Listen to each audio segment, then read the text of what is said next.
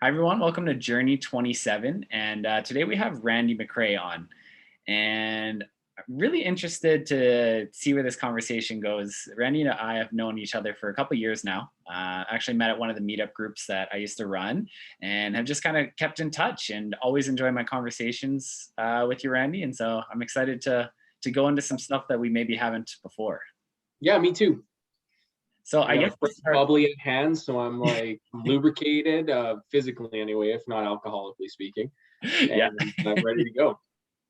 Amazing. And so to start off here, can you just give people a little bit of an idea, like a quick 101 on who Randy is, where you grew up, kind of some of your past experiences, maybe what you were like as a kid and what you're doing now? So I grew up here in Calgary, and I've moved all the way far away to Airdrie now, and so pretty close to home. And who I am, I'm a recovering guitar player. Uh, I still try to play again, and I joke around that my career is just to fund my music habits. Yeah. But um, I grew up. I was fairly. I was into music as a kid. Played saxophone growing up, still do. And getting into university, I went into business and I thought about marketing and things like that at first, and I ended up in accounting because everybody hated it and I didn't. So I thought that was a good enough reason to go into it. And so I did that, got my CA at a big four accounting firm, and then I've kind of the last been a CA now for 10 years and been an accountant for about 13. And I'm interested on that is a question I wanted to ask is, when people think about accounting, they think about good job, stable, pays well, stuff like that. But, maybe a word that doesn't come up so much is passion, right? A lot of people don't Yep. necessarily say that they're passionate about accounting. And I'm kind of curious on your decision making on that to go into accounting. Like you just said that you didn't hate it. And I'm curious how much of that decision was you saw the benefits of it, or you actually, like weirdly started to enjoy it when you were doing it. I think it was more pragmatic. Yeah. Starting it out that, like you said, stable job, good job. My parents were accountants, so and a bunch of their friends and things like that. So I had exposure to the field, and I think for a lot of kids, that's how they end up doing what they're doing because they know it, they've seen it, and I think that's not a bad thing necessarily because you go in with your eyes open. And so for me, it was more of a pragmatic decision. I didn't mind it. I liked parts of it, and I was pretty good at it. And that seemed like a reasonable, at least way to start. And the way I viewed it is, going and getting my CA would give me a lot of flexibility because it's just a highly respected, now CPA, obviously highly respected designation that just for business in general. And I got into it, and it took me, to be honest, a bit longer to kind of find a part of it that I could be passionate about.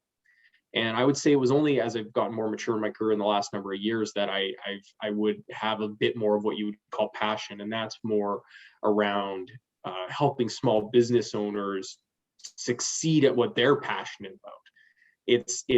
I've always liked to help people, and this is a way for me to help people, and I can feel good about that because it is, it's not like being a frontline worker or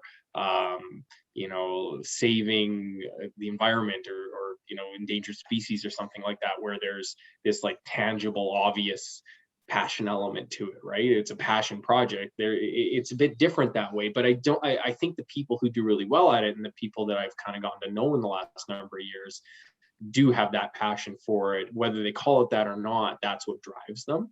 And for me, that's where it's why I'm interested in things like tax, because that's something that I can do to help somebody out in a part of their life that's challenging or difficult, and we can make it easier and make it better for them and help. And people legitimately do sleep better at night when this stuff is taken care of, and that's something I think you can hang your hat on. That you're really adding value to someone's existence and well-being if they go to bed and sleep easier. So that's how I feel good about my contribution to society. Whether it's passion or not, I don't know. I'm passionate about music. Yeah. I'm passionate about things like that. So I don't know if that's the word I use exactly, but that's how I can feel good about how I contribute to our society. No, I love that. And, it's, you know, not thinking about it a lot of times like that. Whenever you think about tax season or doing your taxes, a lot of times it's just like, oh, this sucks no matter what, right? And so it's, a pain that all of us feel. And, Mhm. I'm curious, when you were finding, your specific area that you enjoyed working in within accounting, was that a very intentional process? Like, did you go and just try a whole bunch of different fields specifically, or did you happen to get placed in this and then find that it was what you actually really enjoyed doing? How did you go about that? Was it intentional, or was it a little bit more happenstance that you came across it? Total happenstance. I should have known, because really enjoyed tax in university, the one class I had tax. So that should have been an indicator for me. But I had in my head that this certain path is the way you do things, and I was stubborn about it. So I'm like, no, I'm going to go and I'm going to do this. I'll be an auditor and do my articles that way, and then I'll move on to whatever's next. And in my case, that was going out to private industry and working for a publicly traded company for a while, and and it wasn't until I started my own firm back in late 2014, early 2015, where tax just became a necessity. Because when you're running an accounting firm for small business clients, you got to do it. And to that point, I'd done some tax, mostly big corporate stuff, and not a huge amount of it, but enough. And and then we started, and right away it was like, okay, well, people aren't going to hire us just to do the financial statement side. They're going to want to have full service, and because that's what everybody else, that's all our competitors. And so it was like, okay, let's sign up for some tax courses, let's get ourselves there, and that's how I ended up finding my way back to tax after that one class in university that I liked. And since then, that has become, there's a couple areas that I really enjoy in accounting, and that's one of them for sure. Very cool. And, I want to touch on that journey of yours, because I think it's a really interesting and unique journey that you've had, and kind of taking us through starting out your career as a young professional, trying to figure out what you wanted to do. And, did you want to climb that corporate ladder? Did you want to go do your own thing? And, as you said, you ended up going and starting your own firm. But can you take us through, one, why, and what kind of led you down that path, and how did you make that decision, that first decision of, should I continue in the, on the path and in the role that I'm in now, or should I Right. go and start my own firm? Well, I started out and I worked at a firm, like in those days, basically everybody did. There wasn't really another option to become a CA. There were a couple, but they were few and far between. So, went to the big firm and did it the traditional way, wrote my test, got my letters, and then, I was ready for a change. So interestingly enough, I applied internally at our firm to go to the tax group, and they just didn't pick up their phones as fast as the company did. And so when they called me back for an interview, I'd actually just resigned minutes before to go because I'd taken a job in the oil and gas energy services business industry with an environmental disposal business. So I went out there and learned a great deal, and about both the industry and how accounting works on the business side, as opposed to the financial statement side that you do more at the firm, at least in the audit groups. And so I learned a great deal, but I kind of got to a point where it was very much that sort of sitting at the cubicle doing the same sort of thing at the position I was in, doing similar things every month. And there's projects and different things, but for the most part, it was a lot of rinse and repeat. And I'm not the type of person that likes to have that much consistency in my life, and I'm also not the type of person that likes to be chained to a desk all the time. So I really was struggling at that point, do I go to law school? Should I try to do something else with my career entirely? Because I really wasn't sure if that was for me at all. And it was like a light bulb went off one day, and I was just like, well, who doesn't sit chained to their desk all the time? Well, accounting firm partners.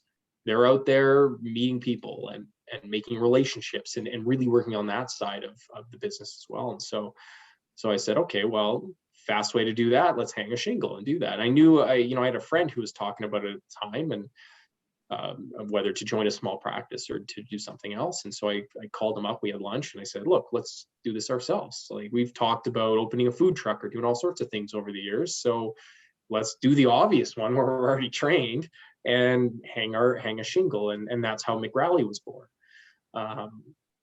So it was, and that was a great experience. Not only, I was able to bring we're running a company, like the internal accounting side to it, learn how to run a business at the same time, and then also be out there building relationships and bringing clients on board and all that kind of thing. And that was really rewarding, and it really did fulfill that part of what I was missing. And that's when I started to find that bit of passion anymore, because I was directly impacting people every day, as opposed to necessarily not to say that working at a desk is not a perfect job for a lot of people. It just wasn't for me. And that's where I really started finding passion in the career itself, and it kind of reaffirmed that, yeah, I like what I do. I enjoy what I do, and I feel value, that it's valuable to me and to other people what I'm doing. So I did that for a number of years, and then we come up on COVID, and it was it was a pretty important year for our firm. But in the interim, I'd gotten married and had a couple of kids, and COVID strikes, and that kind of put the brakes on a lot of growth and things. And we were lucky; it only put the brakes on growth. But I sat back and I was like, it was becoming very, very stressful for me. And between that and the fact that I really quickly realized with my second son that I was missing out. I was working a lot, and I was missing out on huge chunks of his life. And he was still really young, wouldn't have known any better. Even my older one would comment from time to time that I worked all the time. And I just sat back and I was like, you know what, this isn't working for me anymore. And that's when I made the decision to sell my part of the business and go back to working for a company again. And in my case, I stayed in public practice, and I ended up back at the accounting firm. Yeah. And that was the roundabout way, but it's given me an interesting set of experience through my career for sure. No, I love that. And going into that world of entrepreneurship and, jumping in kind of head first, what was one of the biggest things, when you think back to it, when you first started, what was one of the biggest things that surprised you or that you weren't expecting, going from, this office job? It seems so great, all this freedom that I'm about to jump into, and actually being in it, what was either like good or bad, but something that surprised you and took you, something that you weren't expecting? I'm not a pessimistic person. I think it'd be pretty hard to be an entrepreneur and be a pessimist. Yeah. But I'm also not a pie in the sky optimist either. So, I remember thinking when we started out, I was like, okay, if this is what we think we can do, I'm going to plan on like half of that actually. Yeah. Maybe that's not the best attitude, but it's a protection mechanism, a backup plan sort of thing. And so, and the fact that I was more right than I thought in that first year was, first year was tough, right? But I had family members who had started businesses before, and I talked to one of them, and he said to me, the first couple of years are going to be real tough, and he told me that before I even started. So I feel like I had my eyes pretty open. I wasn't overly shocked at that. I knew it was going to be a slog for at least a couple of years. What surprised me more was sort of how different the social media veneer is of entrepreneurship versus like the real experience on the inside. And I've talked about it a lot in the past, and there's very much this idea, like you name it, this sort of stereotype of entrepreneurship. Like it's almost like you can debunk every one of them. Yeah, you got all this freedom. Well, yeah, I mean, I could pick and choose if I needed to take a day off or whatever. I don't have someone to clear it with. But I mean, the work doesn't go anywhere. If I take today off to go golfing, well, I'm working Saturday then, because I need to still get the work done. So the freedom idea, for instance, like, because I love that you brought it up, it is so not, it's flexibility. It's not freedom per se. Like you are still beholden to someone. Like, people said to me when I was going back, like, wasn't going to be weird having a boss. And I'm like, I had like 60 bosses. Yeah. Everybody who paid me was my boss. Yeah. This is not, it's just a different type of accountability that you have, but you're still accountable. Nobody's not accountable for something. Yeah. Unless you're, just like living the Bezos life or something like that. And I'm sure he's still working, so you would be too. Yeah. Yeah. And it's interesting. I don't know if this resonates with you, but I've heard it described a lot as your company turns into almost like another child, right? And that you actually care about this entity of, yeah, you can not do it, but it's not even necessarily that the work doesn't get done. It's almost like you feel like you're neglecting it, right? And there's like almost like a deeper emotional bond to, not only are you responsible to all the clients, but you're also responsible now to an entire team below you and everybody that you hire. And that, if you don't do your part, if you don't, set them up to succeed, it also trickles down. And those are people that you get to know and care about as well. Does that resonate at all? Yeah, not so much the notion of the company being the child. I can see how some people would feel that way. For me, that wasn't it, but the team, Yeah. You're very much not necessarily parent-child, but there's a sense of responsibility for sure. And that's where, when you see, in a media, in say movies or something like that, where it's like big bad boss and, profit at the expense of the team and things like that. I balk at that notion, because I've always felt a huge level of responsibility to make sure that, let's put it this way. If it was a bad month and cash was a little tight, it's not my team's paycheck that goes later gets cut. Yeah. That's my job to take that hit. And let's be honest, if anybody starts their business from scratch and doesn't have a couple of months at a minimum where they have to take a personal haircut to make sure that bills get paid or salaries go out the door properly and on time, they're not telling you the truth. Yeah. That happens to all of us. Yeah.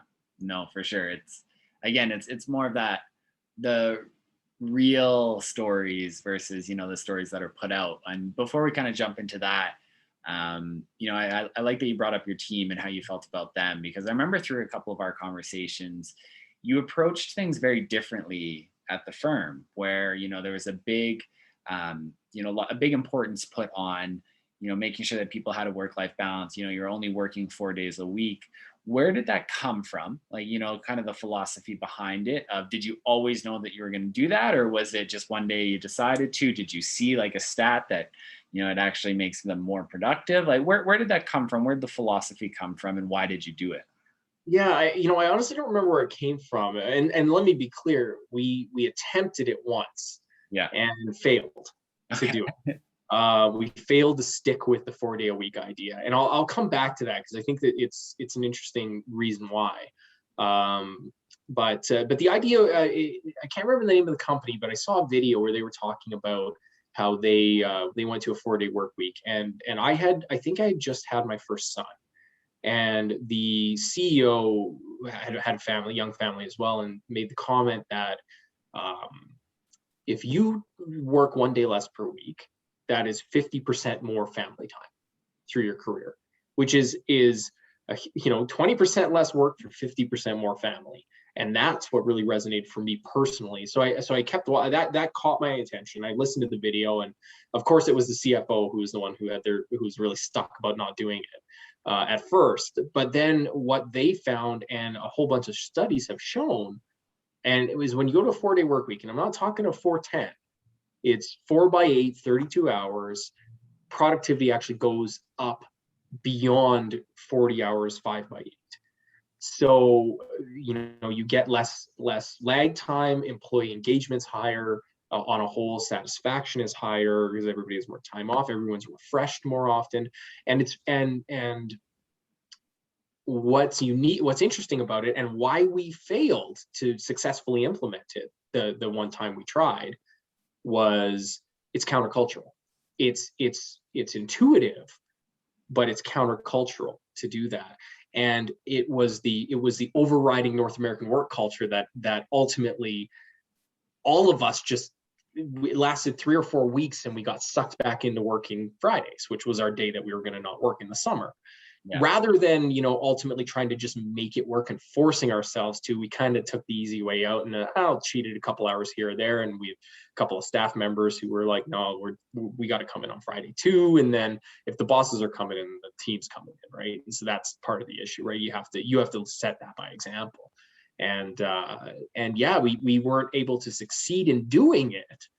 And I'd love the opportunity to try again, and take another run at it, because I really would like to see if the productivity, like, how is that not a win-win?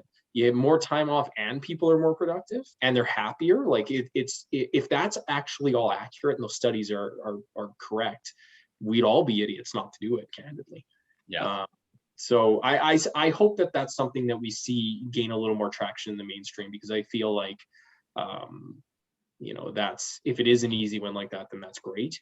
And secondly, who doesn't want more flexibility and freedom in their life? And if we can do it while increasing value, Win-win, right? Win-win. Yeah. It's an interesting concept. So, that was one of the things that we tried to do. But overall, we had a real attitude of, you're responsible for your work, and to make sure your team's not hooped. And, I don't care when you start. I don't care when you finish. I don't care if you work all night or all day, or, if it's nice out and you want to go golfing, doesn't matter to me. If you deliver on time, a good quality product, that's all I care about. And otherwise, do whatever you want.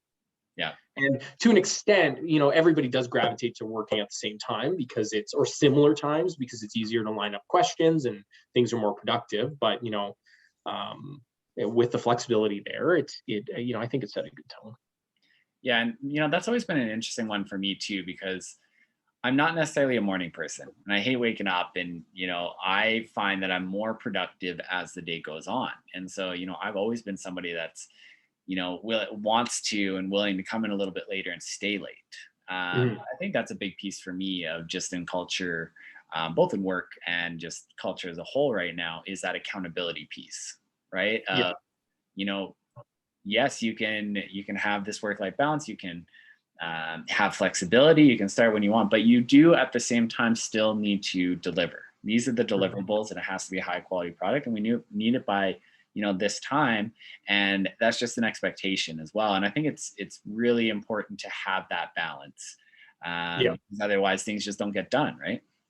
Yeah, I mean, you also have to have the right people who have that intrinsic motivation, who don't need to have somebody over their shoulder. And that's not everybody. And it's not to say that those people are bad or worse or something like that. It's just a different type of person.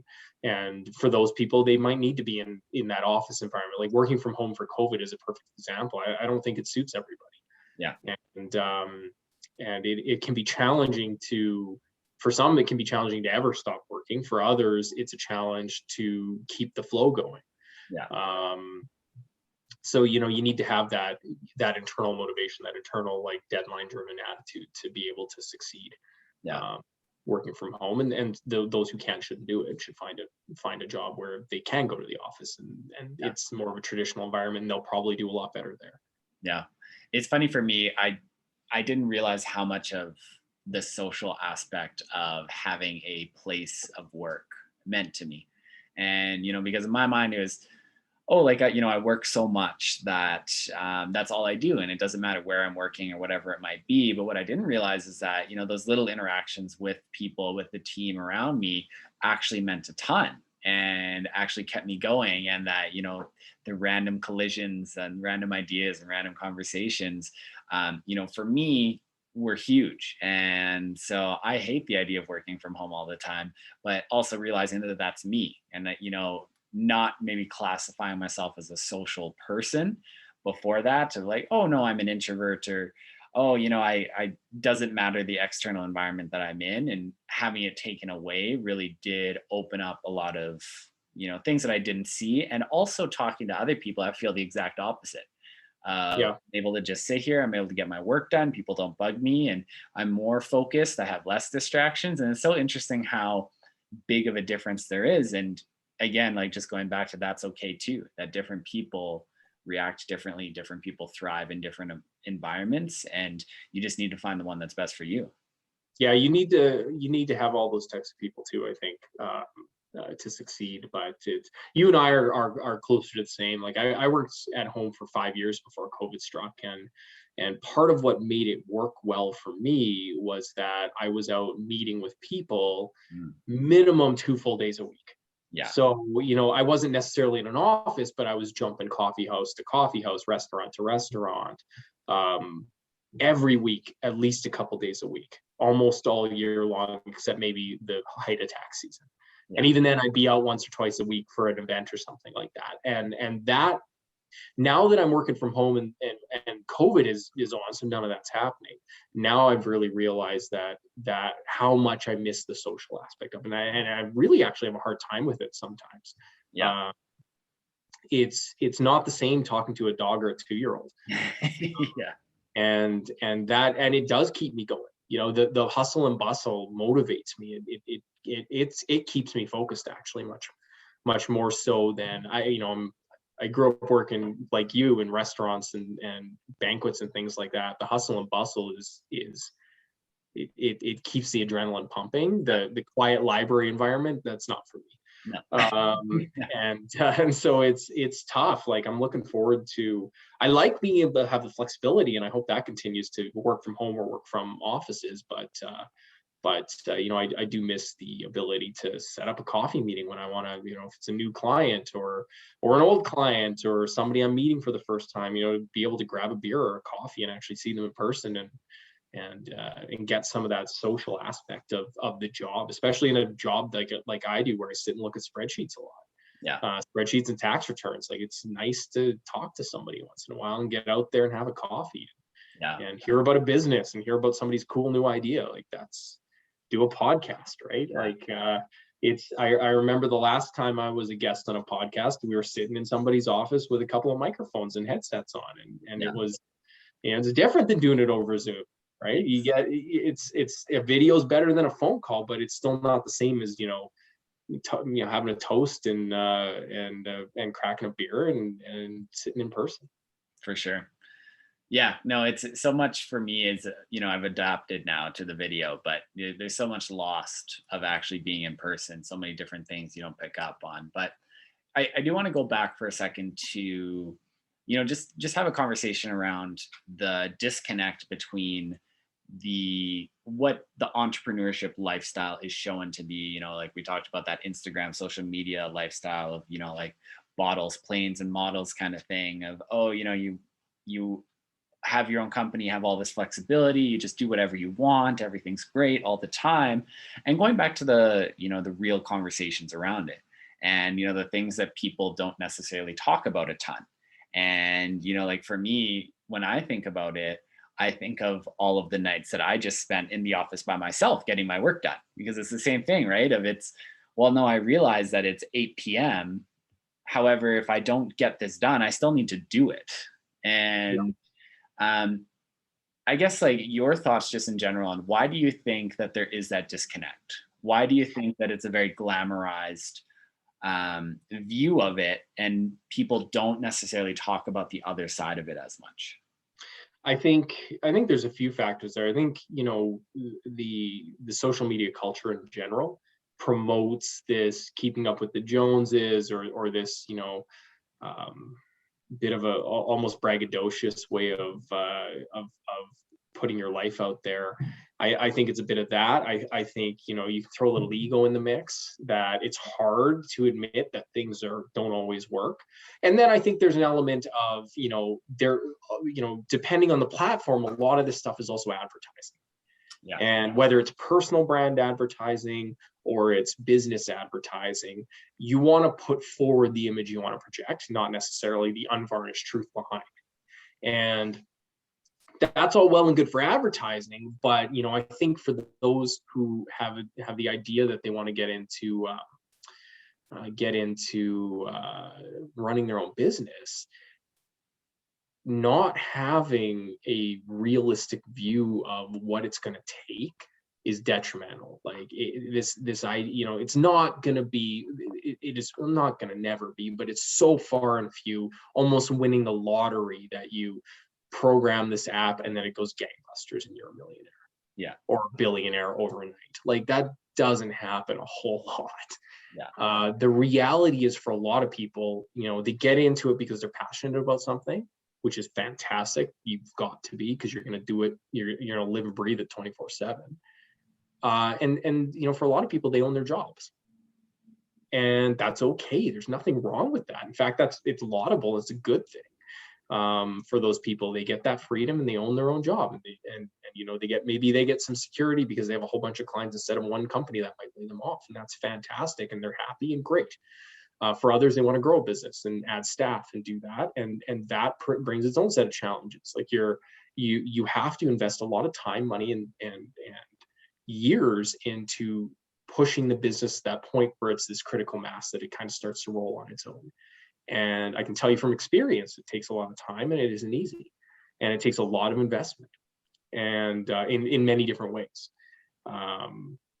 And it looks fantastic from the outside, and you're succeeding, and that's all great, and you can't argue with it. But behind the scenes, it's real hard work, and you've got to be prepared for that. That's where I think it's important to recognize the sacrifices that, for those who do hit that pinnacle and things like that. I applaud that, and I'm like, yeah, I have an idea of how many years or decades of backbreaking work it took you to get to that point. So good on you, well done, and enjoy your retirement now, sort of thing. Yeah, no, and it's a really interesting point actually that you brought up, is that I don't think a lot of people realize how many people are selling a lifestyle and that's their business.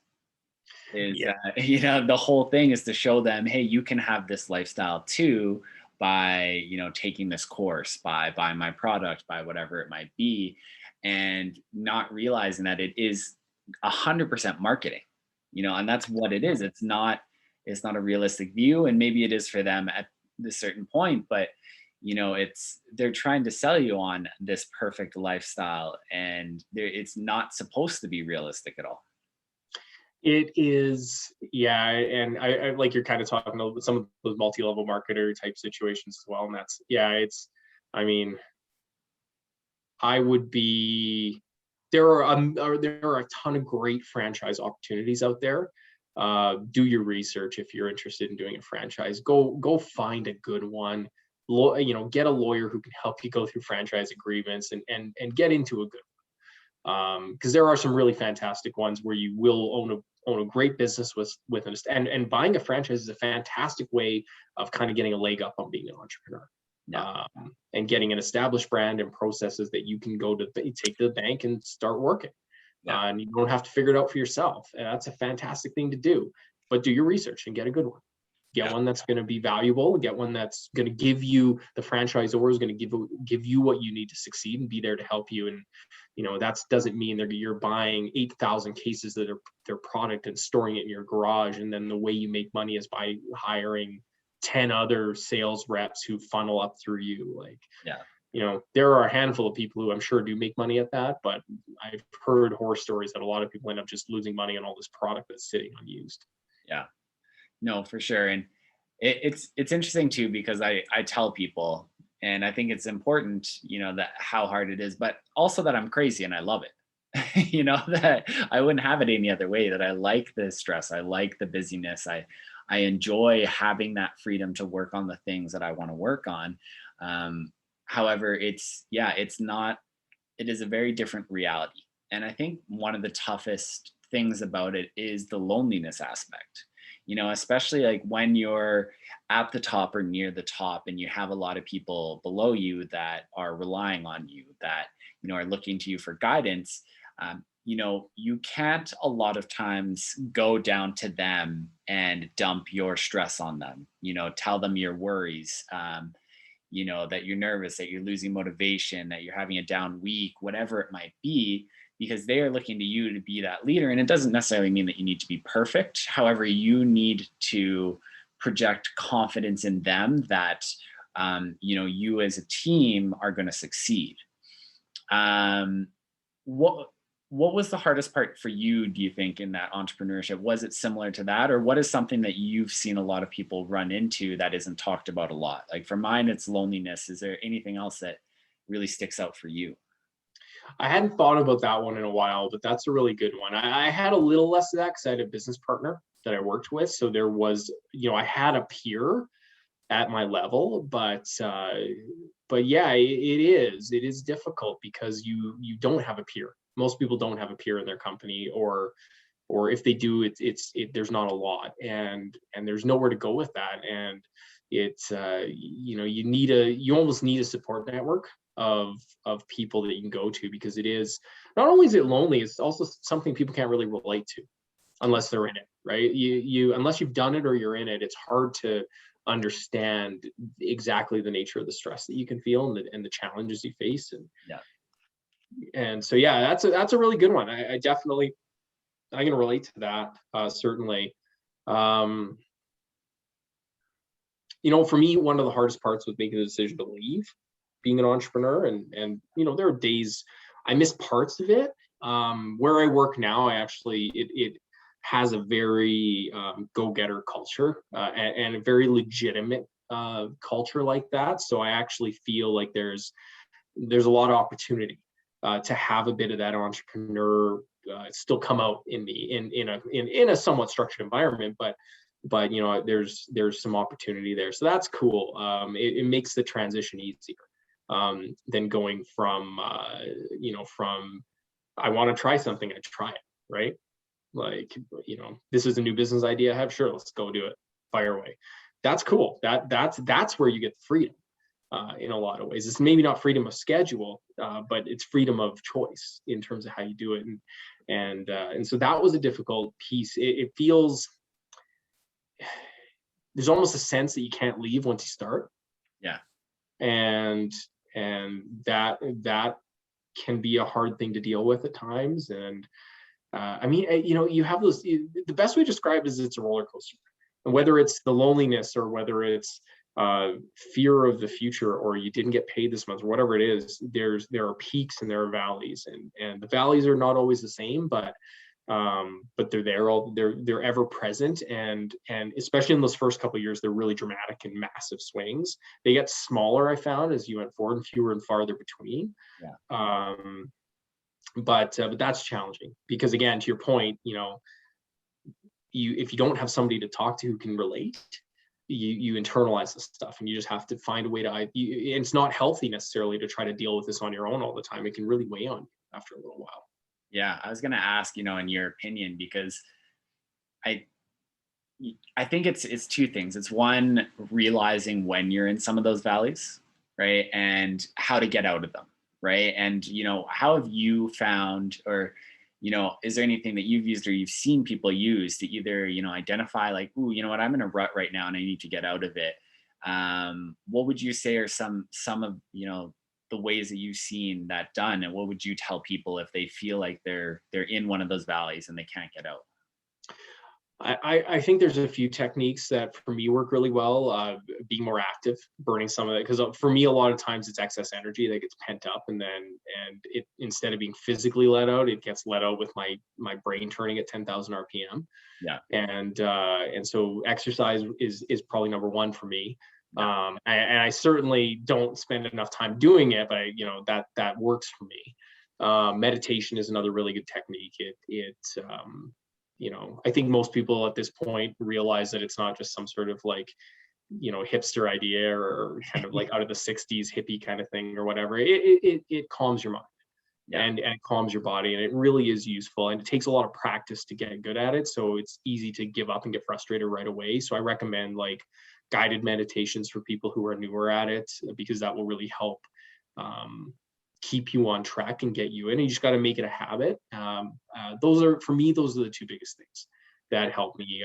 The third thing would be trying to figure, and I haven't figured this out yet, but try to figure out when those ruts are coming, and get back on and get on the bandwagon of these other techniques to stop yourself from even getting into it. But once you're in it, pull through it. And then you got to talk to people. You do have to find a support network of peers, and they're there, right? Like, there are entrepreneurs out there, and if you can find people you can talk to, who you can have a frank discussion with and talk about what's hard, Not a get together to everybody, kiss each other's butt about how great everything is. Like, that's a giant waste of time. Get together and talk about what's difficult and help each other through the problems, because to your point, you can't go vent to your staff about how you're scared you're not going to make payroll. Yeah. Like everybody's going to be working on their resume that night. Yes. and then they're going to, and that confidence is hard to regain, to your point earlier. Yeah. But that's a real fear. For me, that was one of my biggest fears regularly was cash flow management, making sure that we made payroll every month. And so it was, whether it was realistic, whether it was tight or not, I always felt stressed about it. Yeah. Even if there were times where I had, tons of cash flow months at a time, I was good to go, I projected it out forever, and I would still be like, well, what happens at the end? Yeah. And that's the kind of thing that you need to be able to talk to somebody about who, yeah.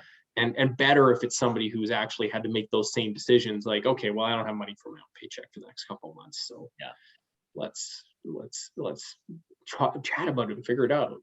Not only might they have a solution for you, but there's somebody who can listen and understand what you're going through. Yeah, and I think that goes back to the point too of, trying to find people that do understand, because that's not a situation a lot of people find themselves in of, I don't know if I'm going to be able to not only pay myself this month, but what about, people that are relying on that paycheck? Yeah. One of the things that really helped me for those valleys is identifying them early on, and identifying when I'm getting into a funk, but not putting too much pressure on it. And, it's like, ooh, I'm feeling bad today for no particular reason. Why is that? Or just letting it be. I'm just like, okay, today's a bad day. And, then wake up the next morning, like, okay, I feel okay. It was just a little blip. And it was more, oh, okay, now it's been a week that I've just been off, that I've been down, that something's just different. So then diving into it. And so identifying them and giving a little bit of freedom too, to allow those minor swings and identify the huge swings. That's really good advice. I like that. I'll add to that I think you alluded to it, that not putting pressure on yourself when you have a blip, and really beating yourself up because you had a bad day. Everybody does. Yeah. And it's okay. And just if you beat yourself up about it, then it's way more likely the next day is going to be worse. Whereas if you just say to yourself, yeah, it's a bad day. Well, I wasn't at the top of my game. I'm going to get a good sleep, come back at it tomorrow, and we'll have a good day tomorrow. Your odds of having a better day are way higher. It's way easier said than done. Yes. Yeah. Especially if you're a high performer and highly motivated, and it's hard. And that's something I struggle with. Like, if I have a bad day, then I'm like, I will. I'm better at not beating myself up about it, but I internalize a lot of pressure, as opposed to just letting it be what it is and realizing that we're all people. We're all humans. We have ups and downs. Everybody does. I do tend to lean towards the, like, okay, I got to be twice as good tomorrow because yeah. bad. Yeah. And that's not, you never are. And then you just feel bad tomorrow when you weren't twice as good. And then you just, and it ends up being a cycle of ragging on yourself for no good reason. That's good advice. I'm going to try to remember that. Thanks. Yeah. It's, I've encountered a lot of those, super simple to say, very difficult to do. And those seem to be some of the most important things that I've leaned into. But we are kind of wrapping up here on time. But I'm curious, if you have some parting shots on advice for people that are either, trying to figure out where to go next in their career, or if they're thinking about specifically jumping into entrepreneurship. Yeah, just whatever comes to mind. Any parting shots for them that might help them to figure it out, or strategies, or just whatever kind of comes to mind. I mean, I like the side hustle idea. For one big reason, it lets you start to cash flow a business before and get it to a point where you can jump off and take a crack at it. It's a lot harder to start. I started from scratch, 0 clients, no brand, just got after it. And when you start with a side hustle, you have more runway. And I would say to anybody thinking about becoming an entrepreneur, I'm going to get accountant on this one, and just get pragmatic. Like, I think we talked a lot about, the mental aspects of it and the challenges of it, and not getting swept up in the culture piece. But I think from a pragmatic standpoint, have a good chunk of financing or money set aside. Like, do your business plan, cut it in half in terms of, increase your expenses, have your revenues, extend your growth stretch out a lot longer than you think it's going to take, and plan for having a good amount of personal cash reserves to continue living your life. Make sure, because especially if you're starting from scratch, it's going to take way longer and take way more money than you think when you're starting out the gate. Even if you're pessimistic about it, it'll probably be worse. So just be really prepared, and not to say that you shouldn't do it or you should be scared of it. The point of this is to say, be prepared to give yourself enough runway to have a chance to get there. If you go in there and you've saved up, 6 months of rent, and that's all you have in your bank account, and you have no other sources of friend or family financing or anything like that to help you get your idea off the ground, it's going to be real tough for you to get there. You want, in my opinion, at least a couple of years saved up if you can, just to give yourself a fighting chance to get there. And you'll probably, if you have, like, pretend you had 2 years, and I realize that's a lot easier said than done. That's a ton of money to save up. But if you can do it, if you can't, the side hustle is a great way of trying to bridge that gap. But be prepared to have some financial reserves to get you through those early stages. Because the first year is real tough. Second year is still difficult. The third year is when I think you start to hit your stride. Yeah. I'm a huge fan of the side hustle of, have a job to pay your bills and then work on your project on the side. So, if anyone wants to get in touch with you, where would be the best place to do that? Best place is probably LinkedIn. So Randall McRae on LinkedIn. That's I'm on there pretty regularly, or go, if you're listening to this podcast, you probably know how to get a hold of Jared, so he can you can hook them up with my LinkedIn or what have you, because you know where to find me. Yeah, we'll put it in the notes as well, so people can find you for sure. Perfect. So the last question that I ask everybody, whichever way you want to take it, is what does this next phase in your journey look like? Either professionally, personally, wherever you want to go with it, but the next phase in your journey. That's a good question. Personally, I want to learn how to shred on my guitars. So I'm working on my technique a little bit. More seriously, I've got a young family, so I'm enjoying my kids and my family, and watching them kind of grow up and being there for them.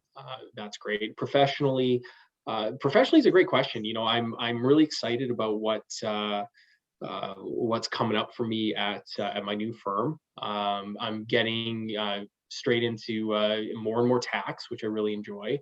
And I've got a number of businesses I'm working with as kind of a business advisor, and bringing to bear a lot of those other things I did through my jack of all trades career. And the combination of the two is really interesting to me. The culture seems great where I'm at. I've only been here for a few months now, but it seems fantastic, and I'm excited to see what that brings. I honestly don't really have any preconceptions or preconceived notions about what things will happen as I grow up. I'm kind of taking it as it comes, and which is sort of refreshing. After 6 years of 6 years of quarterly planning and mapping everything out, it's kind of refreshing to look at it and just say, like, okay, let's see what tomorrow brings. Cool. I love that. Thank you so much for being on this. I really enjoyed our conversation, and can't wait till we can actually get a beer in person here. Agreed. And thanks for having me. Happy to do it again anytime. This was great. Appreciate it. Okay, we'll talk soon. You too. Bye now.